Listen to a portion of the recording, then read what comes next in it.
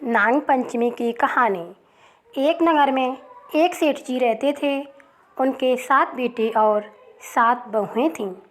इन 7 बहुओं में से 6 बहुओं के तो पियर थे, लेकिन 7वीं बहू के पियर नहीं था। जब वो गर्भवती हुई तो उसे घेवर खाने की इच्छा हो रही थी। उसके पियर नहीं था तो उसने एक घेवर चुराकर पानी भरने गई, तब ले गई और वहाँ जाकर पेड़ के नीचे घेवर रख दिया और सोचा कि पानी भरकर आराम से घेवर खा लूँगी। जब वह पानी भरकर घेवर लेने गई तो वहाँ घेवर नहीं मिला। उस पेड़ के पास एक बोबी थी, उसमें एक नागिन रहती थी। वह नागिन भी उस समय गर्भवती थी।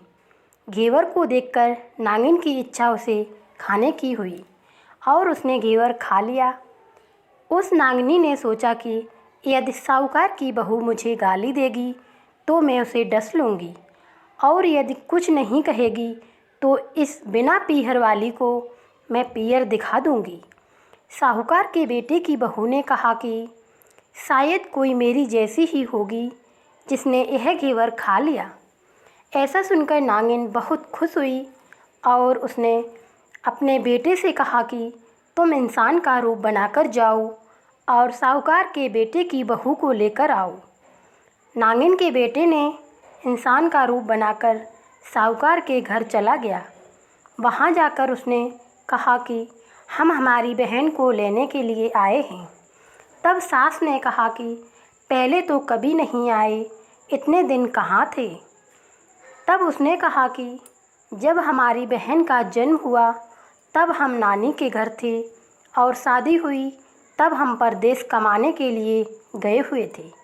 वो लड़का अपने साथ बहुत सारे कपड़े, गहने और मिठाइयाँ ले गया था, जो बहन की सास और जेठानियों के लिए था। सास अत्यंत प्रसन्न थी और जेठानियाँ उसे देखकर जल कुड़ रही थीं। सास ने बहू को उसके साथ में भेज दिया। बॉबी के पास जाकर उसने कहा, बहन, हम नाग हैं। उस दिन जब तुमने पेड़ के नीचे घेवर रखा था तब तुम्हारा घेवर हमारी माँ ने खा लिया था। उन्होंने तुम्हें अपनी बेटी माना है, इस नाते से तुम हमारी बहन हुई। बहन, अब तुम हमारी पूँछ को पकड़ लो। इतना सुनकर साहूकार की बहू डर गई।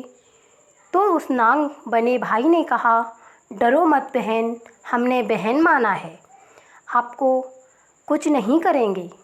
एक बार मेरी माँ से मिल लो। उसके कहने पर वह पूँछ पकड़कर बॉबी में चली गई। वहाँ पर नागिन और उसके बेटे ने उसे बहुत लाड़ प्यार और सुख से रखा। वहीं पर उसने एक लड़के को जन्म दिया।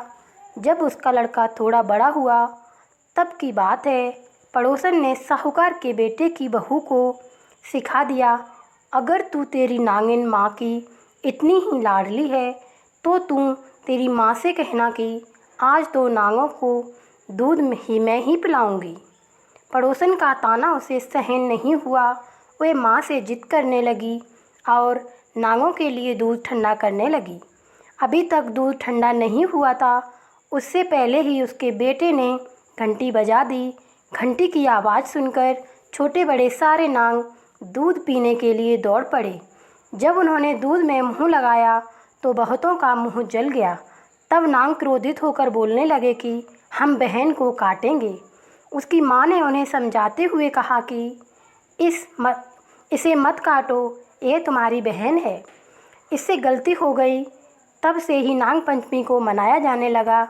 यह थी नाग पंचमी की कहानी। हम आशा करते हैं कि आपको हमारी नाग पंचमी की कहानी पसंद आई होगी। अगर कहानी पसंद आई है तो हमारे चैनल को सब्सक्राइब करें, वीडियो को लाइक, शेयर और कमेंट करें।